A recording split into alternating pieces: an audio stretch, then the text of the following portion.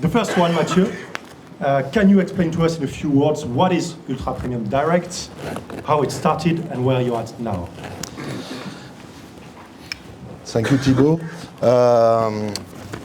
First, thank you to Unleashed, Lamotte, and Wamis to welcome us today. I founded Ultra Premium Direct 10 years ago with Sophie, my wife. The beginning of the journey was we met together in business school. Then we had about 17, 18 years of experience. Sophie in marketing companies, small and big groups, because she used to work for Nestlé for 5 years. And I had also sales and marketing position in big groups and also small and medium businesses. And the last one was an entrepreneurial story between the age of 36, 39. I was sales and marketing director and small shareholder of a French brand called Cadom, Bébé Cadom, famous brand that we sold to L'Oréal in 2012. Then we decided to move back in the southwest of France between Bordeaux and Toulouse. And to build Ultra Premium Direct, because Ultra Premium Direct is first a producer of pet food, super premium and ultra premium product. We wanted with Sophie as consumers, because we always had pet and dog and cats at home. We wanted to be one of the first to launch some grain-free products in France. So we decided to launch grain-free products, but also low-grain products, and to sell it differently, because we wanted to create a premium, affordable brand. And the best way, theoretically, in the beginning, to build that was to sell direct to consumer through e-commerce. And so we began in 2014 to sell Ultra Premium Direct brand.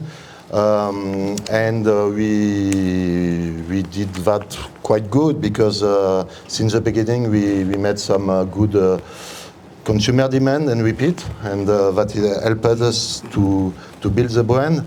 And now Ultra Premium Direct is a team of 180 passionate people, which is achieving more than 60 million euro revenue in France, and is growing up to plus 45% this year, so still growing. And now we try to be the most close to our consumer, and we are building a kind of Nespresso model, because we are building also retail in addition on top of e-commerce. And we have been building 10 stores at the end of 2003. And next year we will build 10 additional stores, and so on, so that we can be also in retail store of about 150 square meters on top of e-commerce, and having a direct relation with 300,000 customers. We try to go on like that. Congratulations. We're here to talk about the high and lows, the ups and downs of entrepreneurship. Could you share with us some of the key challenges that your company faced in the early stages and how you overcame them? Yes, of course. Of course, in the beginning, we take a huge risk. We decide to move back in the southwest of France, to build a factory. And so we invested nearly all that we win on the previous experience, and take the big risk. And we had the chance that we didn't miss anything important in the beginning, especially about gross margin, as Laurent told. And we finally, after 7 months, we were break-even. We met consumer demand and repeat, because in pet food, if you convince one customer to buy your product and your product is not good, it's finished. It's the end of the story. And so we were quite good on the formulas, and so we got some good reviews from our consumers. And so it was an up. But finally, after 4 years, we were achieving, I don't know if I remember, about 6 million euros. We were in a kind of frustration because we were always making compromise for the cash finance between investing in the factory, between investing in people, between having a good P&L, 15% of EBITDA to show to the banks so that you can have some financial for your capex.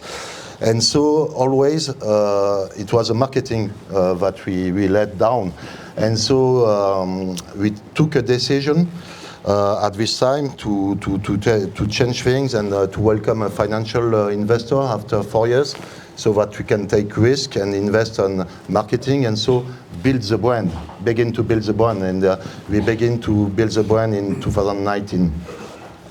And that paid off. Okay, thank you. Can you discuss a time where you had a significant setback and what you learned from that experience? Finally, we didn't meet a financial or revenue setback because we were always growing, sometimes less than planned or less than we can dream. But in final, one of the most impactful time was in 2020, of course, with the COVID crisis, because at this time, from one day to another, half of the people were not present in the factory, in the offices, and the sales were about 3 or 4 times as usual because there were panic purchase, and so this was very difficult to face up.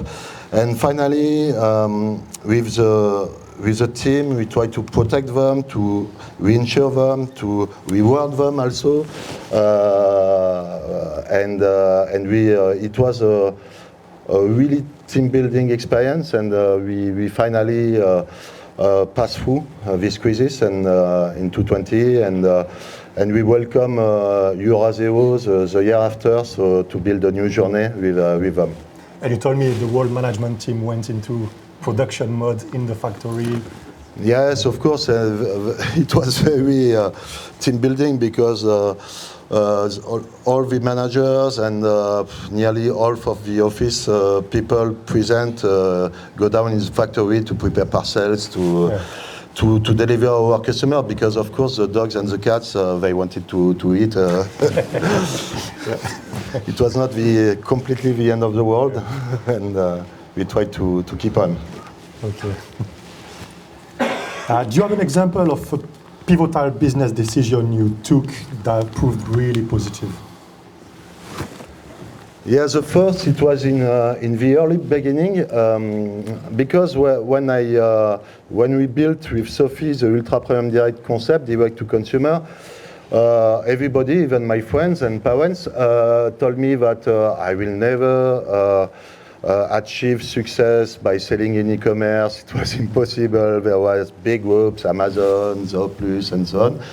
And so we decided to build a second brand that called Natura Plus Ultra. It's the name of the company still. And Natura Plus Ultra was a third-party retail brand. And so that was the backup. And finally, after 3 months, with the very good reviews, with the beginning of the repeat, the success of subscription, because subscription was a gamble at this time in France.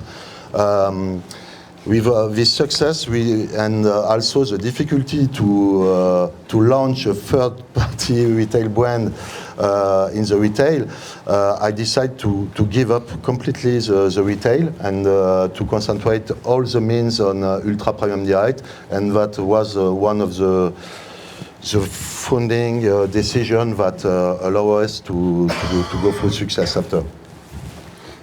Thank you.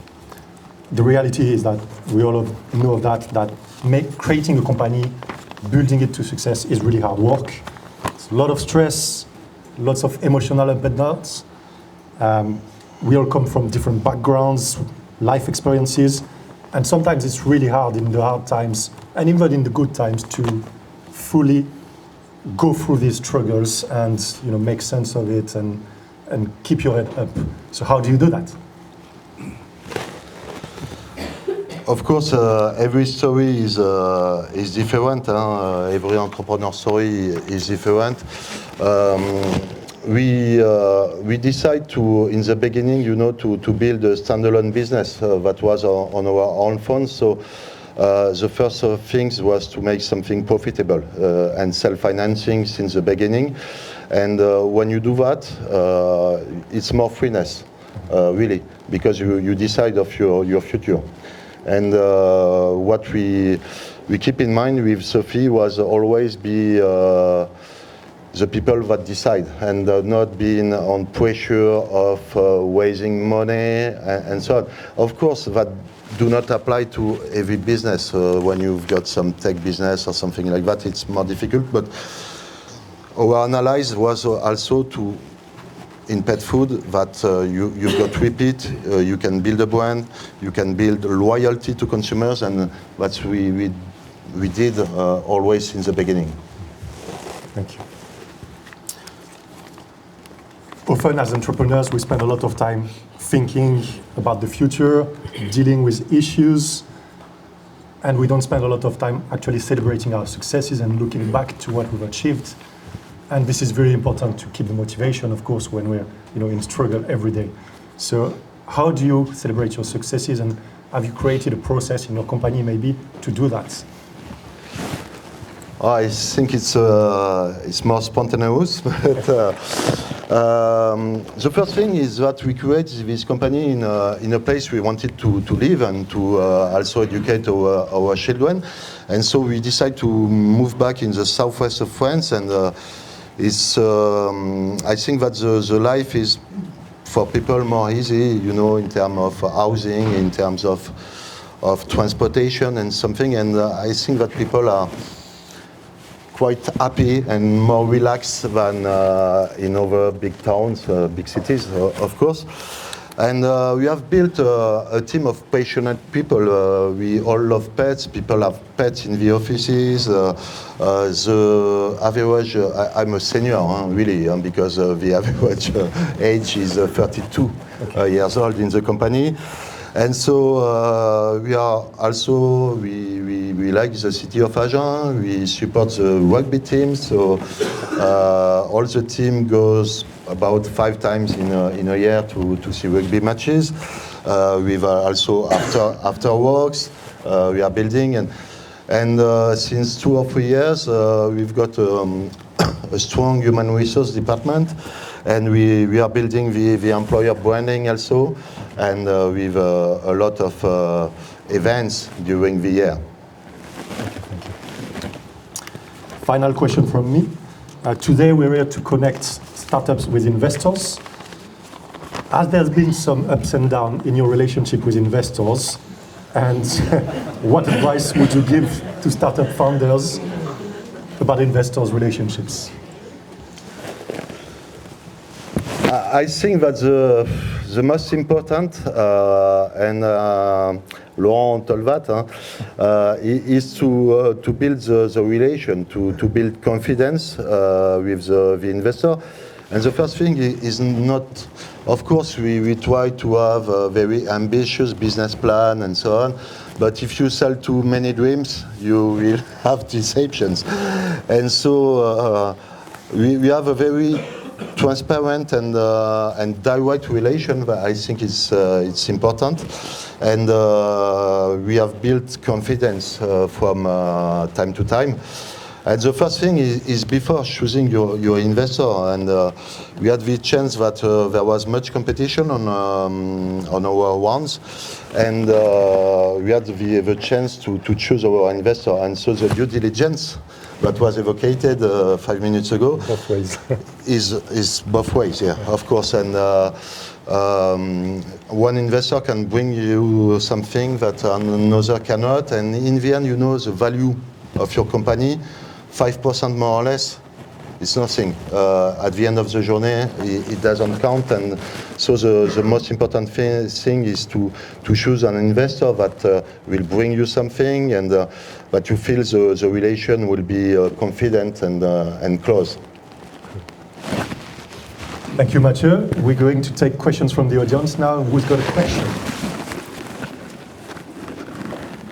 maybe one. There. Hi. Hello. Everyone hear me? Cool.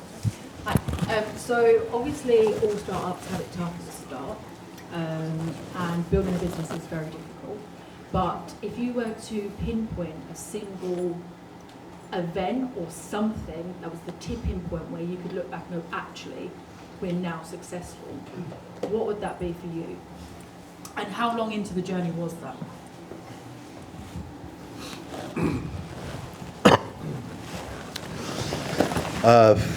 I would say, there is different things in the journey. It's not the same thing when you found the company, getting your first customers, and after bringing a company to, I don't know, 20 to 100 million. You need some other things. But I think in the early beginning, the most important decision we have, when I was building the company from scratch without any employee, I had about 7 months. It was a kind of sprint. You have to be very productive, and I was thinking about everything, and especially make something simple. It applies, of course, when you sell some goods, consumer goods, to make something simple in terms of logistics, to make something profitable after logistics. So there was the purchasing of my raw materials, my production, but also my logistics. And this was the third 3 points, the most important, to have a good contribution after transportation, so that you can invest on people, you can invest on marketing, you can invest on everything you need. And I would say it's the most important point, because since the inception, I didn't earn any point of in percentage of margin. No economies of I make scale. some scale from 0 to 60 million euro, but I didn't have scale economy because of everything, inflation, what you want. And so this was, I think, the most important point, to build strong economics since the beginning. And of course, do it with passion, do things yourself with the consumer. In the beginning, I was working all the week, and on the weekend, I was making some pet shows to convince customers, to convince breeders to choose our brand. So you have to invest 100%, even more, in the early years. But it's you buy some freedom after. Okay. Next one here. So thanks a lot for the great insights you just gave. Being a startup founder myself, I was curious. I mean, we all do mistakes, right? And if there was maybe one thing where you said, okay, look, if I didn't do that particular mistake, that would have maybe been good for us mentally, or for the company. So what fuck up, so to speak, did you have on your journey, and what did you learn for that? Maybe that would be interesting to share also.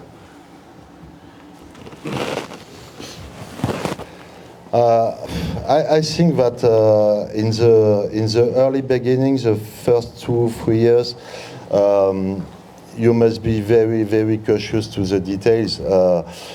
If you miss something, you can have your consumer demand completely crashed, and it's very. I didn't have the means, to invest in consumer surveys and so on and so on. So you have to analyze everything, every detail, and things that I missed, I have to completely review some packagings. For example, you are buying packaging.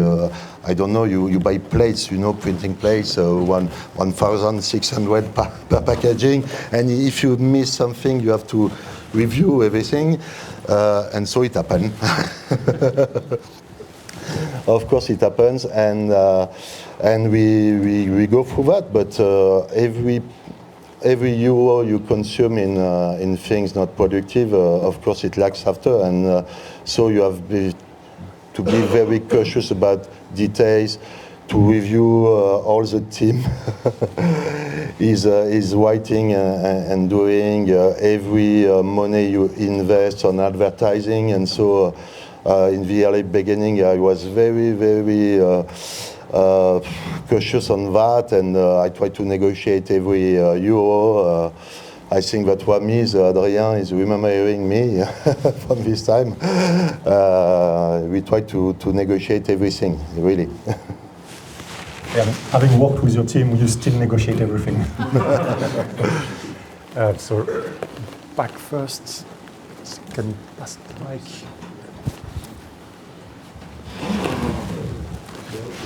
How important was it to have your own production to get the economics right? Because you see a lot of B2C brands and they all use external production.